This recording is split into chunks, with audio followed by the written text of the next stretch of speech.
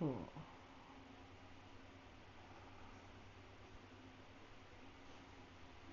Yes, that's better. Okay, let us get started for today, everyone.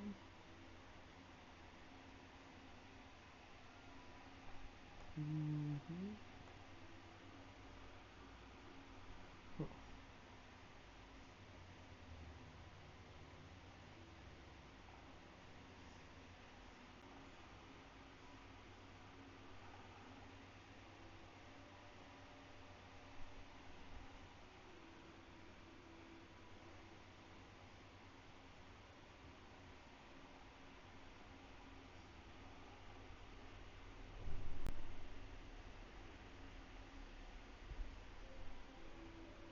Yeah.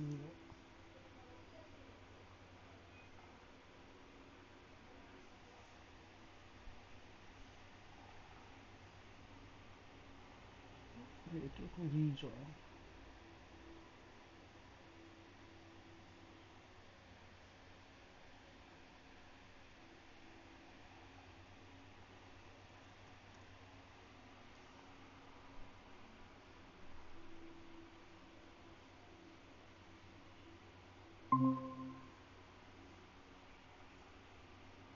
Yeah.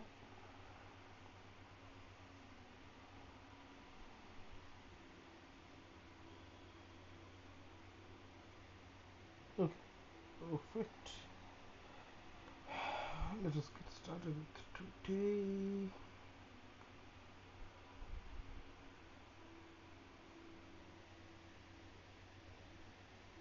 Okay, hello everyone. Welcome to the week 9 for the PMRF-NPTEL session on Introduction to Developmental Biology. These are problem solving sessions in which we solve the previous year's run of the same course, quizzes of the same course, and try to get a better understanding of the concepts behind the questions, as well as help us answer the different questions of this year's course, as well as the quizzes and the exams.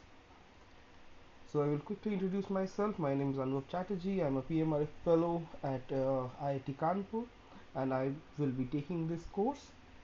So how we do this course is that I will show you particular questions from the previous year's run of the course, and I will ask you to try and solve them, and then we look at the different concepts behind the course, and we then solve them together. This week we are taking a breather from animal development. Last week we have looked in great detail about the segmentation and the body plan and the axis specification of Drosophila embryos. This week we are going to dive into plant development and look into some of the similar aspects in plant development. So, to start off, the first question is, which of the following statements regarding megasporogenesis is true? The options are: the product of meiosis further undergoes mitotic cell divisions, unequal meiotic division gives rise to megaspore, the megasporogenesis, the meiotic products directly from the embryo sac, and all four meiotic daughter cells divide once to form the 8-celled embryo sac. So this is more than one correct type of a question. I will give you a moment to figure out which of these are correct.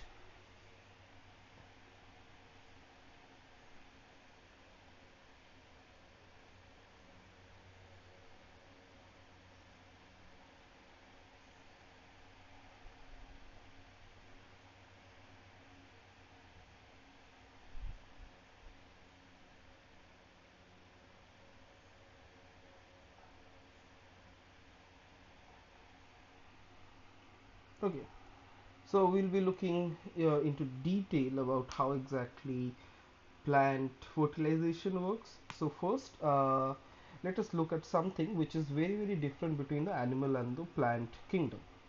So normally in the animal kingdom, we have always seen that the organism is normally 2n, which is two sets of chromosomes. It undergoes meiosis to form its gametes, which have a single set of chromosomes, which is given by 1n.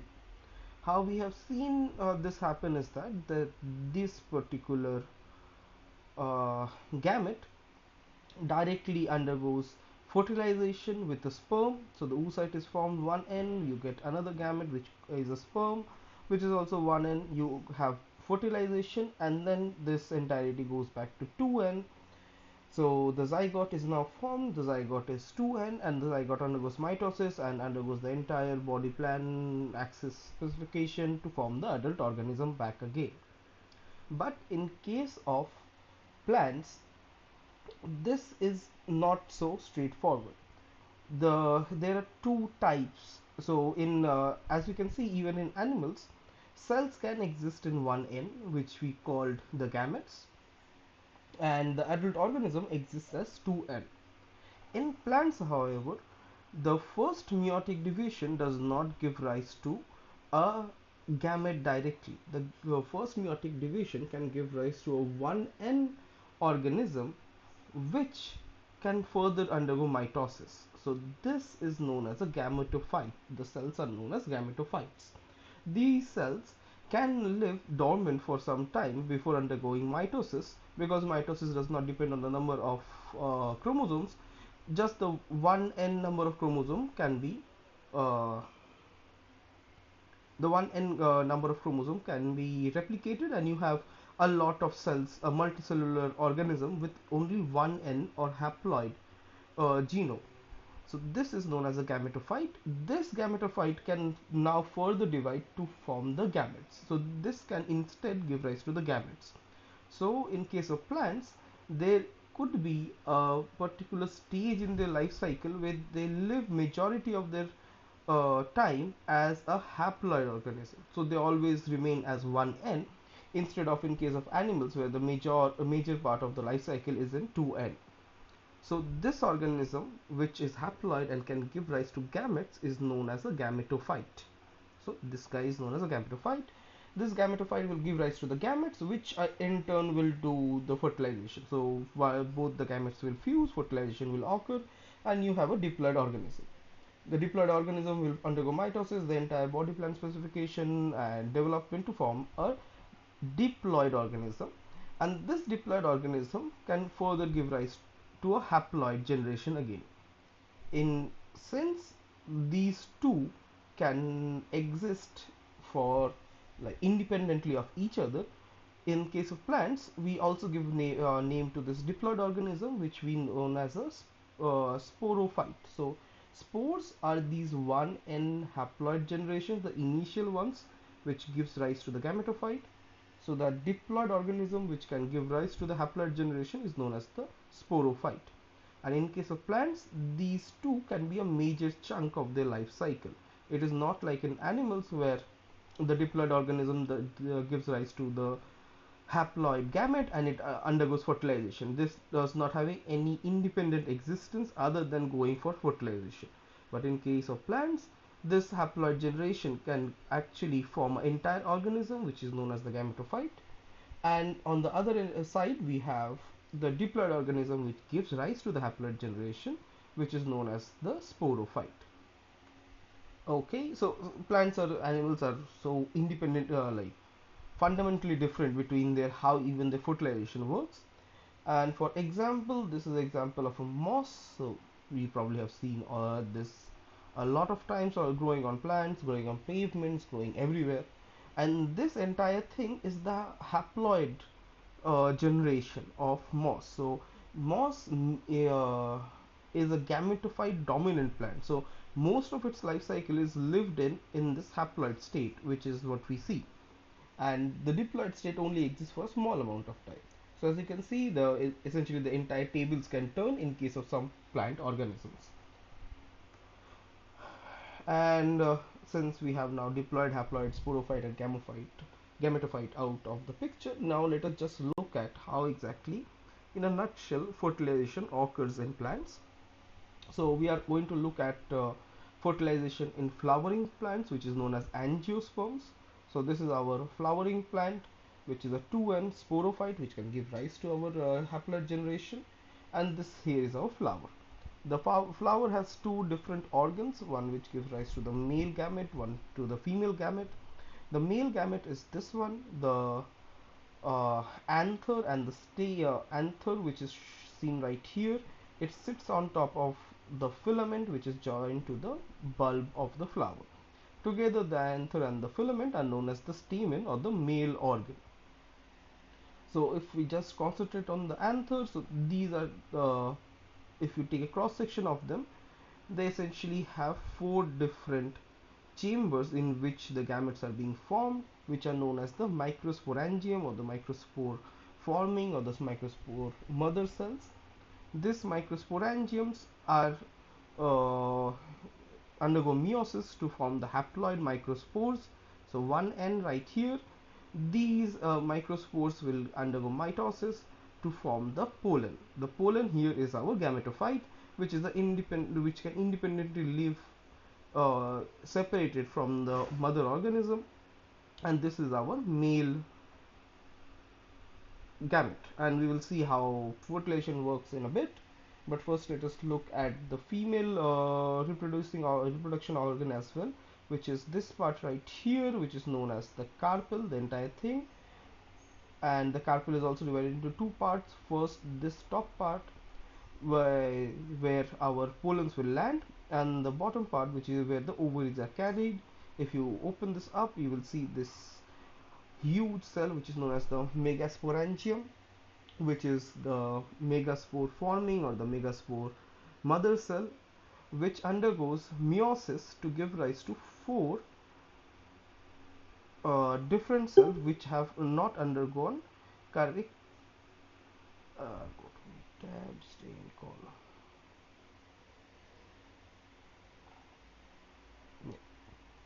Yeah, megasporangium is our uh, megaspore forming cell, which essentially gives rise to four different cells after the meiosis is complete. But in this case, the cell division is not even, so it actually forms three smaller cells and one larger cell.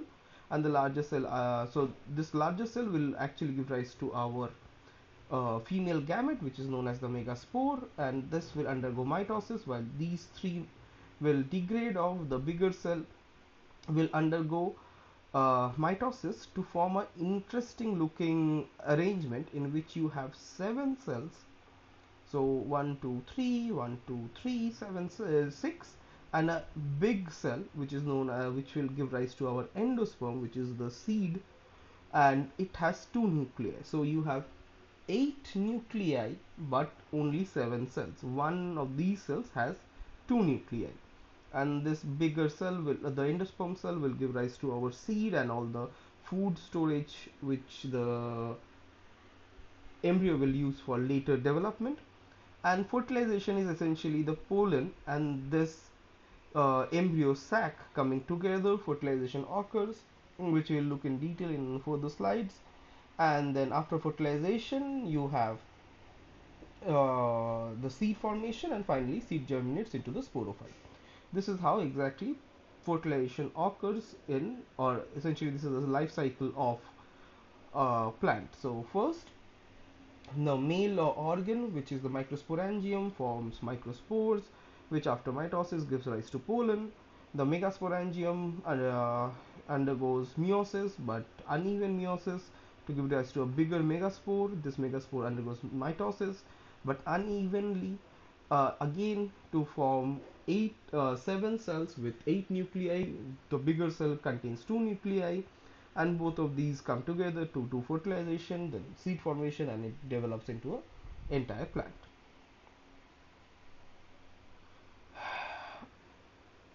Okay, and now we look again in some detail at the megasporangium.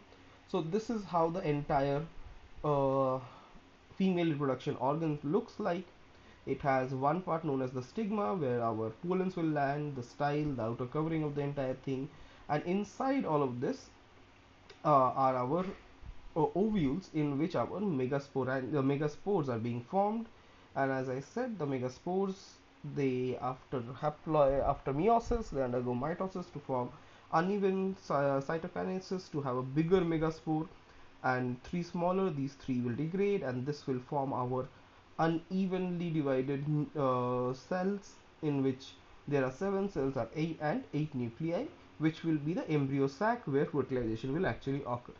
So if you can look at it, this actually looks incredibly similar to a pea plant or the pea pod, and these are actually the ovules, and that is how you can imagine the embryo sac to develop. So you have an outer covering, which is the covering of the pea pod, and the ovules will give rise to the different seeds, which are the peas that we see that are kept inside.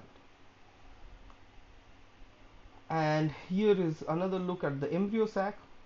So as I said, the bigger megaspore will divide into seven different cells, but eight nuclei. So you have a big cell, which is known as the endosperm producing cell, which has two nuclei, and then you have near the micropyle is where the sperm nuclei will enter, and there you have three cells. The middle one is the egg cell, which will actually fuse to the spermic nuclei and form the embryo, and on two sides you have synergid cells. These help in guidance of the sperm tube, which we'll also look at in some detail later, and so that it can actually come in and fuse with the egg cell. And our our pollen actually carries two sperm cells. One fuses with the egg cell to form our embryo, and the other fuses with these two nuclei of the endosperm producing cell to form a multinucleate cell that will give rise to the endosperm, which is actually the seed. That is the seed we see all the time. In the case of peas, in the case of sunflower seeds, that is actually the food source for the entire uh, embryo to survive off of. So actual embryo is actually very small. What we see in a seed is most of it is the endosperm. And finally we have the antipodal cells. These are three other cells which are present on the other pole from the egg cell, and well, their function is not very well known, so they are just there. We are not concerning ourselves with this. Okay, so which of the following so coming back to the question, which of the following statements regarding megasporogenesis are true? The options that were correct are: the product of meiosis further undergoes mitotic cell divisions, which we just saw. That first you form four different megaspores which undergo mitotic divisions to form the embryo sac. Unequal meiotic division gives rise to the megaspore. Again, true. We did see that the cell division is unequal in case of megaspores because you have one bigger cell and three smaller ones. The other options were: in megasporogenesis, the meiotic products directly form the embryo sac. That is not true. There is a mitotic divisions involved. All four meiotic daughter cells divide once to form the 8-cell embryo sac. That is not true. Only one of them actually divide to form the 8-cell embryo sac. Three of them degrade. Okay, we move on. Choose the correct statements regarding microsporogenesis. So the megasporogenesis was about the female reproduction organ. The microsporogenesis is about the male reproduction organ and the formation of the pollens. So the options are: all four microspores generated from meiotic divisions can form the pollen. Microspore nuclei undergo two mitotic divisions to form a four-celled pollen. Each pollen contains two sperm cells capable of fertilization, and no asymmetric division takes place during microsporogenesis. So I will again give you a moment to figure this out.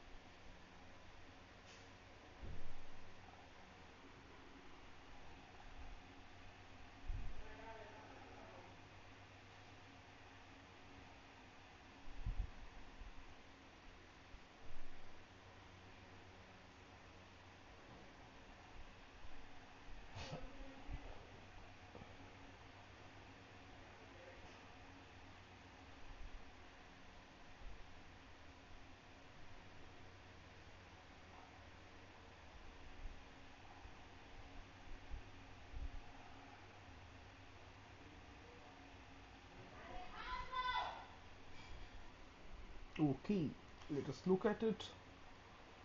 So we have looked at this already, uh, and we are now concentrating on the microsporangium. So the microsporangium is the microspore forming cell, or the microspore mother cell. This undergoes meiosis to form four different microspores. Each of the microspores undergo asymmetric division to form the pollen. The pollen is an interesting cell again, where it seems so there the business end of the cell is there is one haploid cell, which is the bigger cell, which is known as the tube cell. But inside this haploid cell, there is another smaller cell, which is actually the generative cell. This generative cell will give rise to the two sperm nuclei, which will actually cause fertilization. The bigger tube cell, which will form a tube all the way from the stamen to the micropyle for the sperm nuclei to actually fuse to the uh, egg cell, which is present in the embryo sac. And this is a micrograph of spores, which look like spiky things, so that they can attach to everything and can be propagated further off. And in case of a flower, these regions actually are the pollens. Okay, so the correct option for the microsporogenesis is all four microspores generated from meiotic division can form the pollen. That is true. All the four of them individually can form the pollen, which after mitosis forms the tube cell and the generative cell combo, which will actually be the inside the pollen.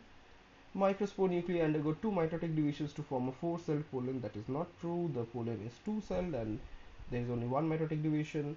Each pollen contains two sperm cells capable of fertilization. That is true. After the pollen lands on the style or the stamen, the generative cell will undergo mitosis again to form two sperm cells, which will actually do the fertilization. No asymmetric division takes place during microsporogenesis. That is completely wrong, as we saw that we have a very weird looking combo of two cells in which one of the cells is much bigger, the other is much smaller. So there is asymmetric division during microsporogenesis. Okay, moving on. Choose the correct option regarding fertilization in plants. The options are: perfect flowers cannot undertake self fertilization, fertilization is dispensable for embryo formation, POP2 needs to be expressed in both style and the pollen for pollen tube formation, and in angiosperms, double fertilization results in the formation of a triploid endosperm, and that the angiosperm endosperm is triploid. So this is also more than one correct type of a question. You can take your time and figure out which you think is the correct option.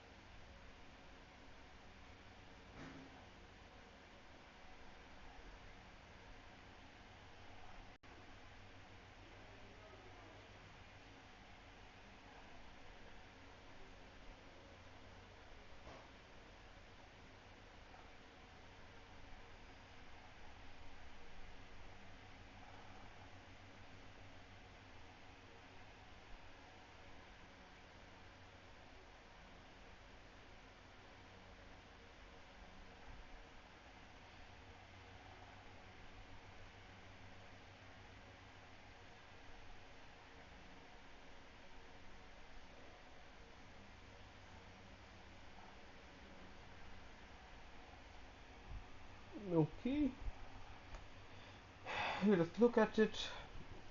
So in angiosperm, fertilization is known as the double fertilization, and we'll see how it occurs. So I think we concentrate on this part of the image. So we have a compatible pollen, and we'll deal with what incompatible pollen means in a bit. But a compatible pollen just comes on and drops onto the stigma. Once the pollen drops onto the stigma, as we saw, there is a tube cell, and inside it there is the genitive cell. The cell now starts growing and forms this huge tube that all goes all the way down towards the micropyle, where it can enter the embryo sac.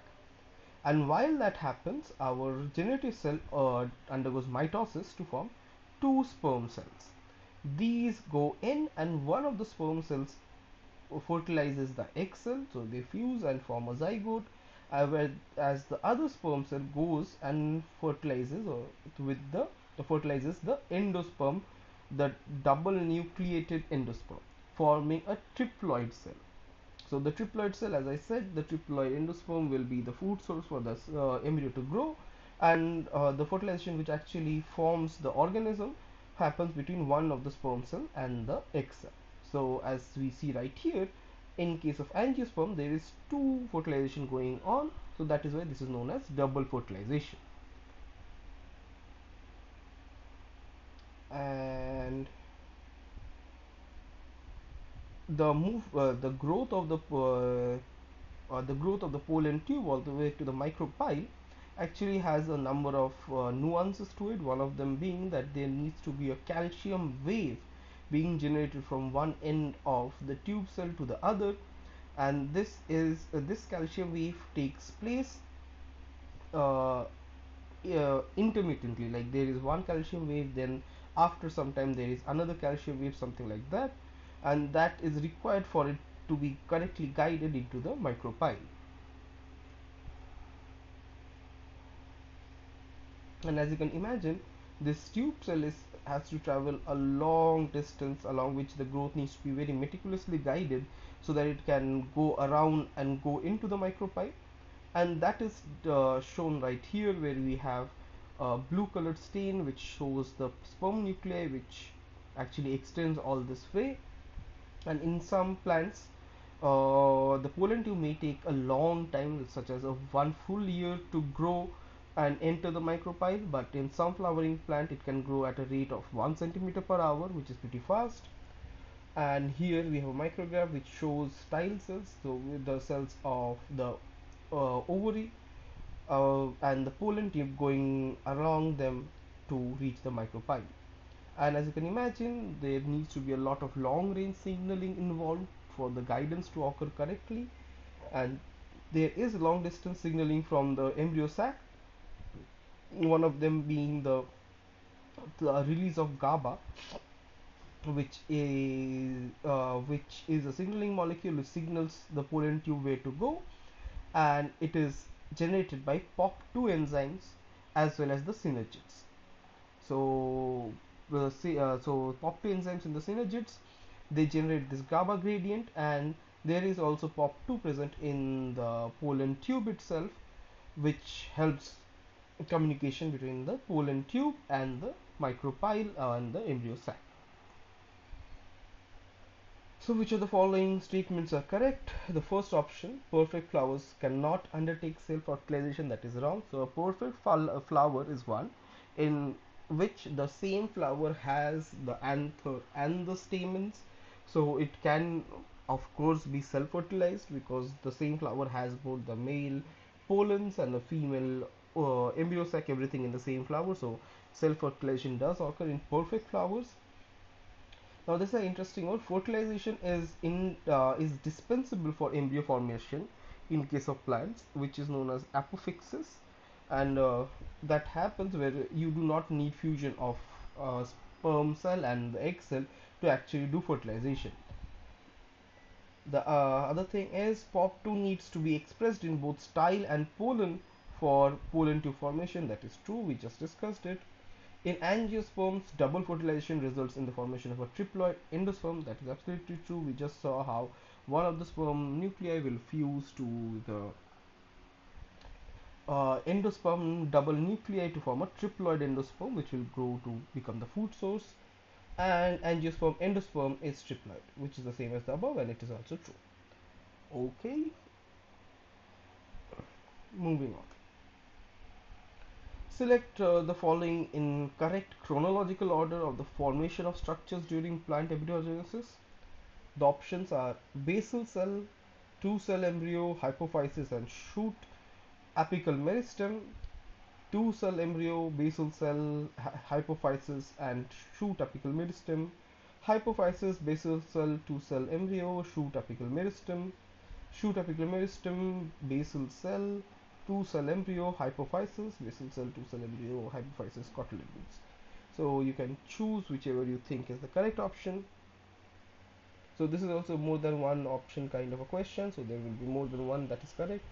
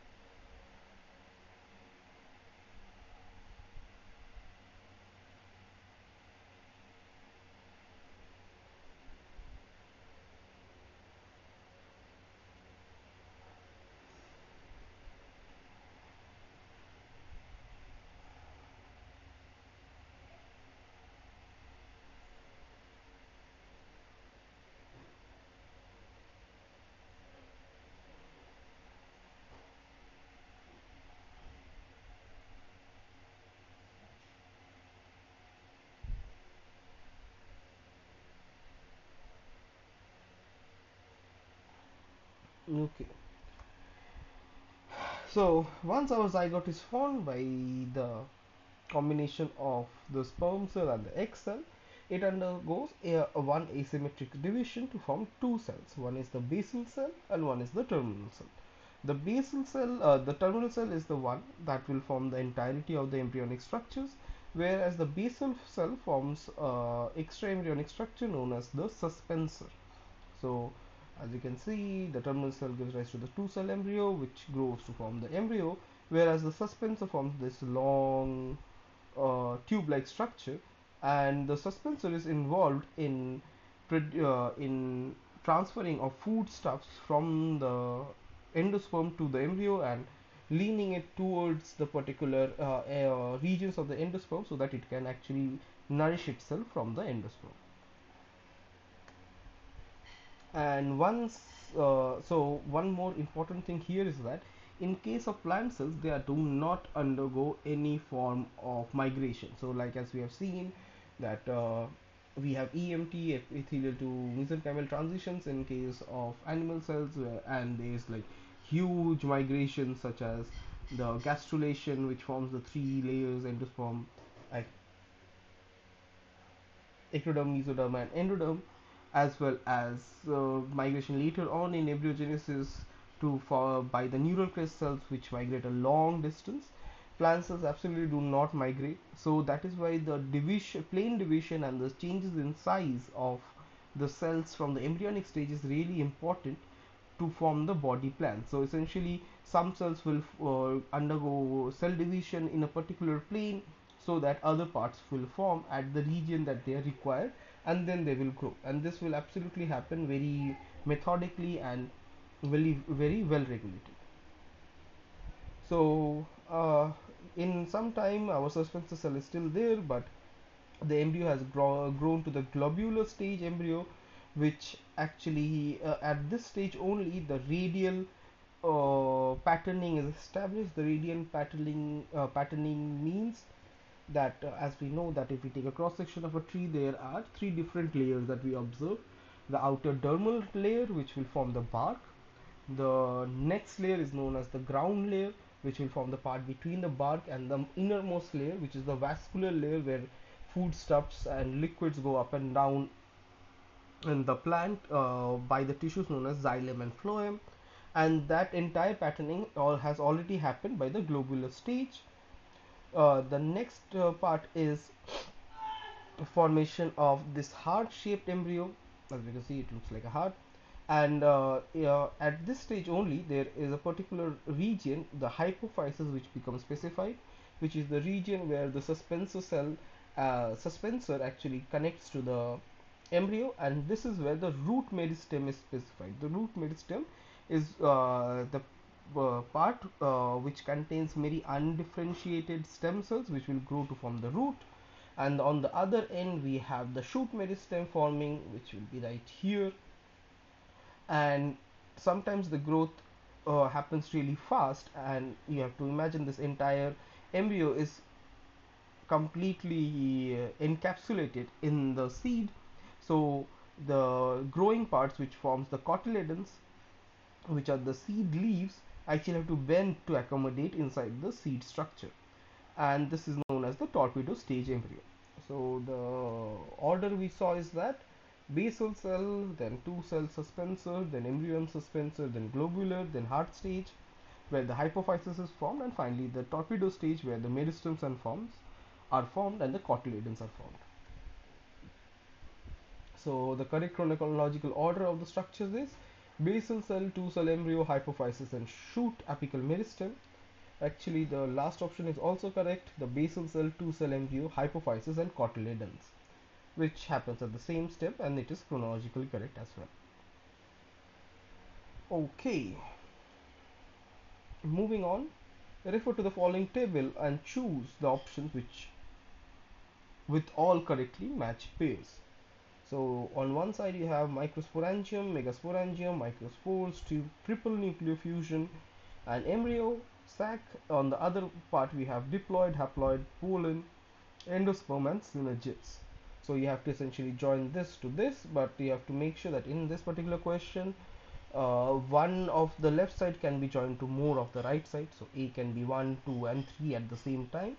So that is why we have multiple options which are correct. So I will give you a moment to actually figure this out. So this has multiple options which are correct.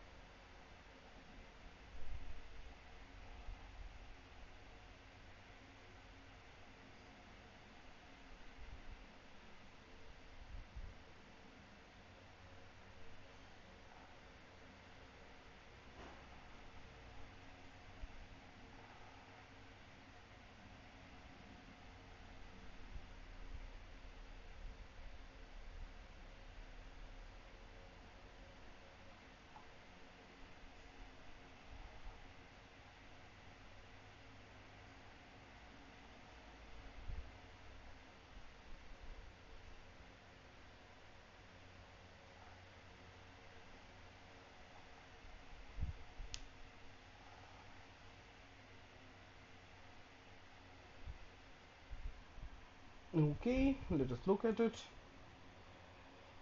So this is for our reference again. Microsporangium gives rise to the pollen, which goes and fertilizes the embryo sac. Megasporangium undergoes asymmetrical meiosis to form four different cells, out of which one survives and again undergoes mitosis, but in a different way, in a unique way, which gives rise to seven cells with eight nuclei. They fuse and form the embryo.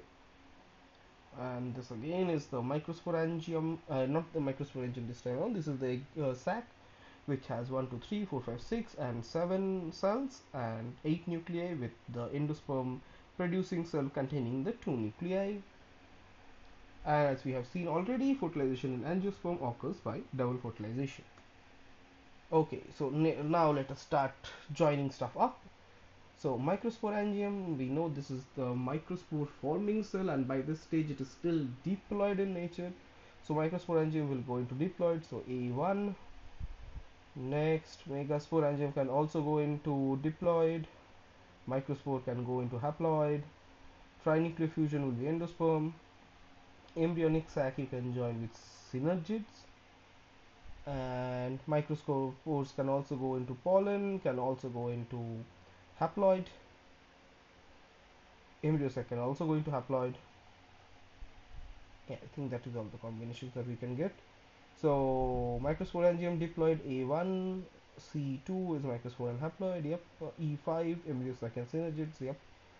A3, so microsporangium and pollen, yeah, microsporangium forms the pollen, that makes sense. Microspores and 3, nope. Both microsporangium and microspores point to pollen. And E5 again synergids. B2, which is microsporangium being haploid, which is not true, so we can ignore this one. And B5 microsporangium and synergids. Yes, microsporangium gives rise to the microspore, which gives rise to the embryo sac, which gives rise to the synergids. C3 microspores and pollens again, and E5 is embryo sac and synergids again. So 1, 3, 1, 2, and 4 were the correct options. Okay, so this is a interesting one. So here we will look at what pollen incompatibility means. So students experimented to study the time the pollen tube took to reach the egg chamber. RFP tagged pollen 1, so essentially the red pollen, and GFP tagged pollen 2, the green line, were transferred to the stigmas of the same plant from which these pollens were taken. So the following graphs depicts the results obtained. Based on this information, choose which of the following is correct.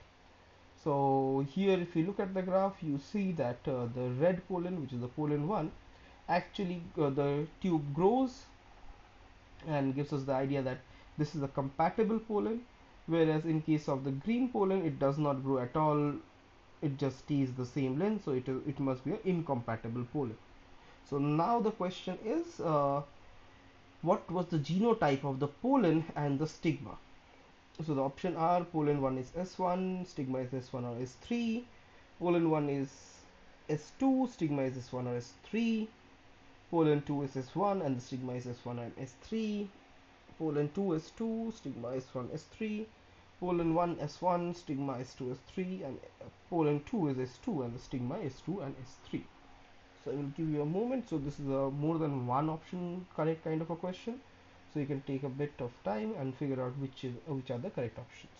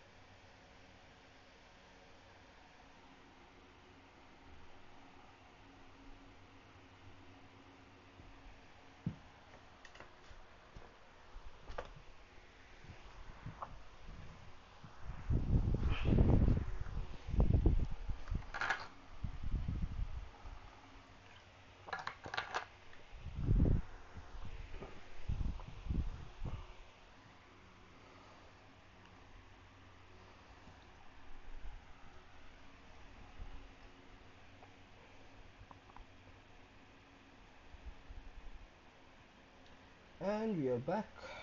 Let us look at now pollen self-incompatibility.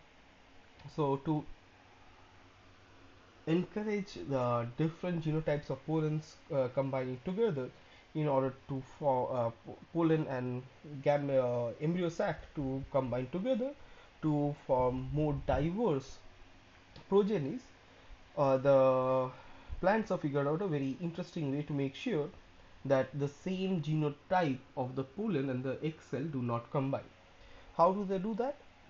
They do that in two different forms, which is what is known as gametophytic self-incompatibility and sporophytic self-incompatibility. In the first case, say our stamen which was producing the pollen had the genotype S1 or S2, and S here means the self-incompatibility locus. So essentially these are alleles of the same gene. So one of the pollen will have S1 and the other will have S2, as you see right here. In case of gametophytic self-incompatibility, if our carpel, which is where our pollen will land, and that is the entire structure containing the stamen and the ovary, if the carpel has the same genotype as the pollen that lands, so the pollen is haploid, so there will be only one genotype, so it will be S2 or S1, either or. And if the carpel is either S2 or S3, then the tube cell will not elongate, the tube will never form, and this particular pollen cannot fertilize the particular ovary here. But on the other hand, if the pollen was not was compatible, that will mean that the genotype does not match the carpel. So if it is S1 and the carpel is S2 and S3, the tube will extend and fertilize the egg cell. This is gametophytic self-incompatibility, which only depends on the genotype of the gametes. So here, right here, so S1 or S2. The other is the sporophytic self-incompatibility, which you can see that the situation is kind of the same. You have a S1 S2 stamen, and S1 and S2 pollen land on a S2 S3 carpel. Same here, but if this particular flower has a sporophytic incompatibility, what happens is that our particular pollen, if you remember, has the haploid cells that are present are the tube cell and the generative cell, but they also have an outer covering. This outer covering is made of the same genomic so these are somatic cells, so these are diploid cells which contain the same makeup as the entire stamen plant. So the pollen actually carries with it the S1 S2 signature, even though the haploid tube cell and the generative cell only have S1. So actually it is covered with the S1 S2 cell layer. So in case of sporophytic incompatibility, when the S1 pollen lands, the carpel detects that it also has S2 somewhere, because the original somatic cells surrounding it actually have S1 S2 genotype, and thus the tube cell also does not elongate in this case. And similar to this other pollen, which was S2, it also has S1 S2 around it, and the S2 is detected by the carpel, and no tube elongation, no fertilization. So in case of gametophytic self-incompatibility, we have to look at the genotype of only the pollen and compare it to the carpel. In case of the sporophytic self-incompatibility, we have to look at the genotype of the stamen itself and compare it to the carpel. And in this case, if anything matches, then there will be incompatibility. So this is how self-incompatibility of pollens work. So coming back, so we have got to know that the pollen 1 the tube extends, the pollen 2 tube does not extend. So any kind of compatible things will go for pollen 1, incompatible things will go for pollen 2. So the first correct option that we can see is that pollen 1 contains S2, stigma S1 and S3, and here we are imagining that here we are imagining that this is gametophytic incompatibility. Second, in case of pollen, it is pollen 2, it is S1 and the stigma S1 S3, so incompatible, no growth. Pollen 1 S1, stigma is S2 S3, again compatible because this does not match this, so there will be growth, which we see. And pollen 2 is S2, where the stigma is S2 and S3, again incompatible, no growth. So these four are the correct options. Uh, just Yep. Moving on, bacteria a bacterial protein X is shown to induce SRK activation in certain Brassica species. Based on the given information, select the option that describes the effect of protein X in this particular Brassica species. Which of the following is true? The stigma of the plant infected with bacteria will undergo self-fertilization. Stigma of the plant undergo infected with bacteria will successfully undergo cross-fertilization. Expression of protein X in stigma will inhibit pollen tube growth upon self-fertilization, and expression of protein X in pollen will inhibit pollen tube growth upon cross-fertilization. This is only one option true kind of a question, so I will give you another moment to figure this one out.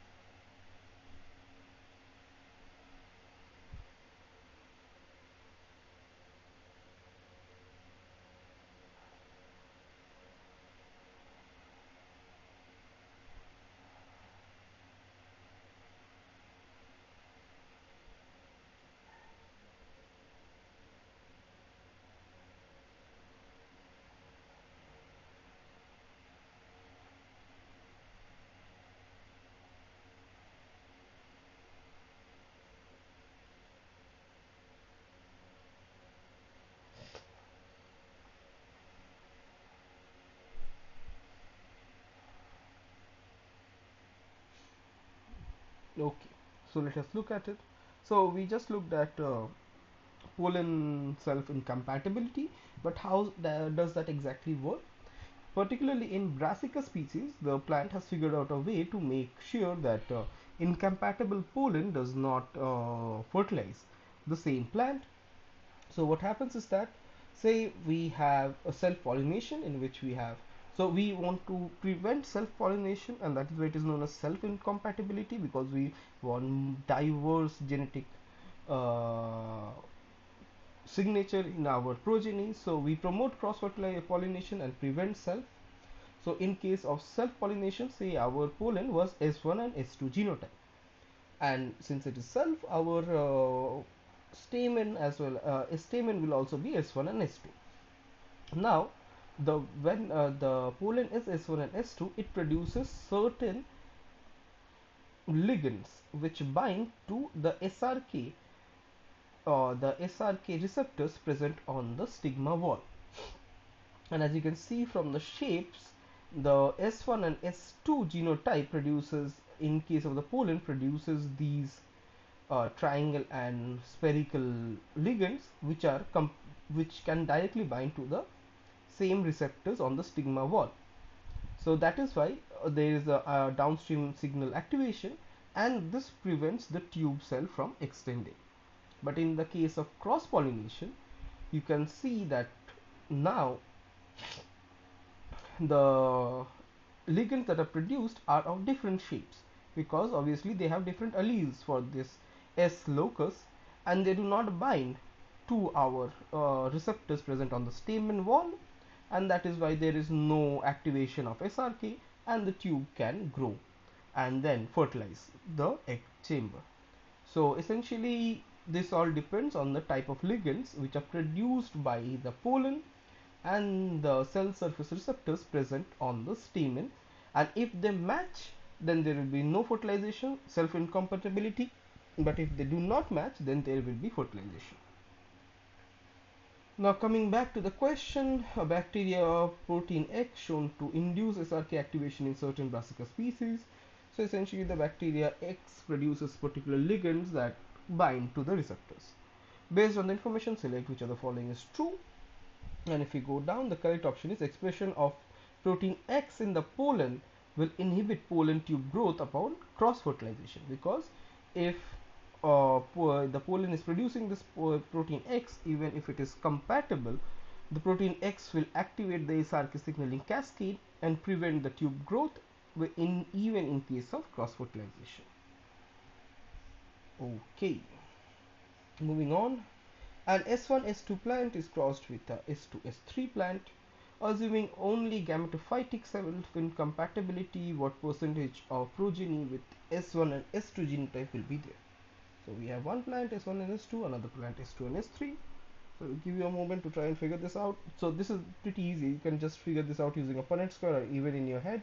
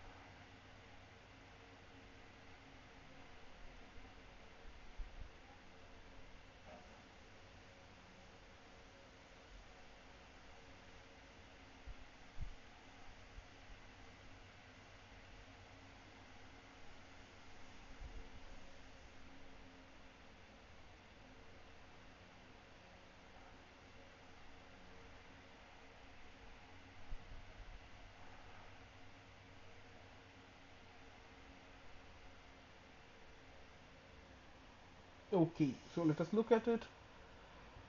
So with the gametophytic self-incompatibility, we have seen that if the particular genotype of this pollen does not match the carpel, then we have fertilization. Otherwise, we do not have fertilization. So let us go and draw a very simple Punnett square. So our pollen is S1 S2, our carpel is S2 S3. So the progeny, so the mixing essentially will be S1 S2, S1 S3, S2 S2, and S2 S3. Out of this, in case of gametophytic incompatibility, uh, we have to just start crossing out things that will not work. So S2 and S2 will definitely not work, and we know that so in case of gametophytic incompatibility, our carpel has the genotype S2 S3. So all the pollens from S2 will be not allowed. So there will be self incompatibility in these two cases, and only the S1 genotype pollen can fertilize this particular S2 S3 plant. So the genotypes will be S1 S2 and S1 S3. So out of the progeny, which will be only this one and this one, only this one is the what the percentage or probability of this genotype is what is being asked. So out of S1 S2 and S1 S3, we only have a 50% probability of the progeny having S1 S2 genotype. What is the percentage of progeny with S1 and S2 genotype? Which is 50%, because all the pollen from S2 will be incompatible and there will be no growth. The only type of progeny will be S1 S2 and S1 S3, and so our answer is 50%. The next question, and S1 S2 plant is crossed with a S2 S3 plant. Assuming only sporophytic self-compatibility, what is the percentage of progeny with S1 S2 genotype? So in this case, it is sporophytic incompatibility. So I will give you a moment to figure this out.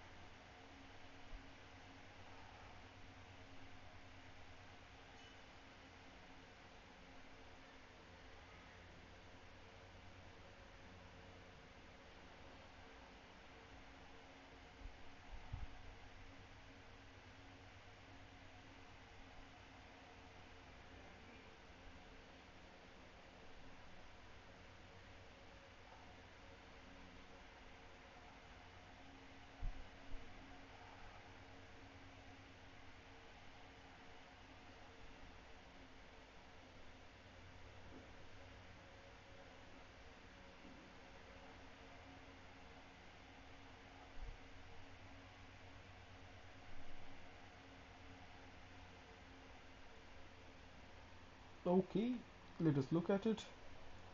So in case of sporophytic self-incompatibility, we have seen that we have to compare the genotype of the stamen with the genotype of the carpel. If any of the alleles match, then we do not have fertilization, we have incompatibility. So as you can see in the example, the stamen has S1, S2. Since it matches with allele of the carpel, so there will be no fertilization in either case. Now with the example where we have the stamen having the genotype S2, S3 and the pollen having the genotype S1, S2, we see that S2 allele is common between the two of them, so there will be no fertilization in this case. So if we go back to the question, assuming only sporophytic self-incompatibility, what is the percentage of progeny with S1, S2 genotype? Which will be 0% because there will be no fertilization. Okay, moving on. The next question is, green fluorescent protein is expressed under auxin inducible promoter in cultured plant cells. Under which of the following conditions will GFP not be expressed upon auxin treatment? The options are loss of function mutation in AUX or IAA only, loss of function of mutation in ARF only, loss of function mutation in 26S proteasome, administration of anti-ubiquitin antibodies, loss of function mutation in SCF. So you can choose more than one correct option in this case. So I will let you choose.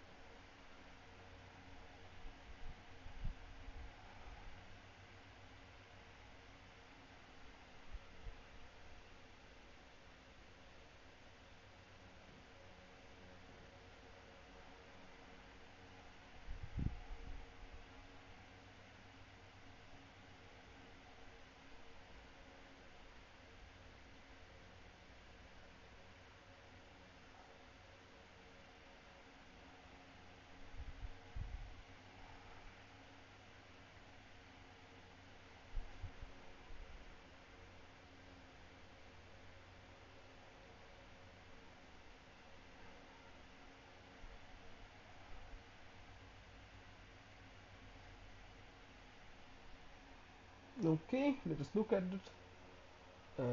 Yeah. So auxin is a plant hormone, which is an indole acetic acid, which looks like this, which looks very similar to the tryptophan amino acid we know. Uh, so auxin is one of the hormones which help in particular gene transcription in plants. How does auxin work? So under normal condition, if we have an auxin induced gene, yeah, there is an auxin responsive factor which binds to the enhancer, not the promoter, the enhancer of this particular gene. But the ARF is also bound with the OX or IAA protein, which binds on top of it and inhibits any transcription. Upon auxin being given to the particular cell, it replaces OX or IAA, binds to ARF, and recruits SCF, which binds to this particular bigger now structure, bigger complex, and then induces transcription. So auxin will come here, replace OX IAA, recruit SCF, and we have transcription. So if we go back to the question, under auxin produce, so our GFP is being expressed under auxin inducible promoter. So in which of the cases GFP will not be produced? So loss of function mutation in OX or IAA. If there is a loss of function of IAA, then this particular gene will always be active. the opposite of what the question asks, so this is not the correct option. The next option, loss of function mutation in ARF only. We see that ARF is necessary for auxin to, so ARF, auxin and SCF, three of them are required for activation. So if ARF is not there, or SCF is not there, or auxin is not there, there will be no green signal. So if ARF is not there, no green signal. SCF is not there, no green signal. Now, how does auxin replace AUX or IAA? It causes AUX or IAA to be degraded by the 26S proteasome so that it can no longer inhibit. So if there is a loss of function of mutation in 26S proteasome, then also there will be no green signal because AUX IAA is not being degraded. And finally, administration of anti-ubiquitin antibodies. So ubiquitination is the method in which a particular protein is marked for degradation by adding more and more ubiquitin on the particular protein, and that directs it towards the 26S proteasome to be degraded. So if we add antibodies, then this ubiquitin gets removed. So essentially, once ubiquitin is bound to the anti-ubiquitin antibodies, the ubiquitin cannot do its normal function and bind to the proteins to be degraded, and thus the entire ubiquitin degradation mechanism stops. And once it stops, then again AUX IA will not be degraded, and it will continue inhibiting the gene function. So this is also a correct option. So essentially 2, 3, 4, 5 were the correct options. Okay, so that is all I had for you today. If you have any questions, you can put them into the YouTube channel link or into the NPTEL forum, and then we can discuss. And so I thank you for joining in, and I will see you next week. Thank you.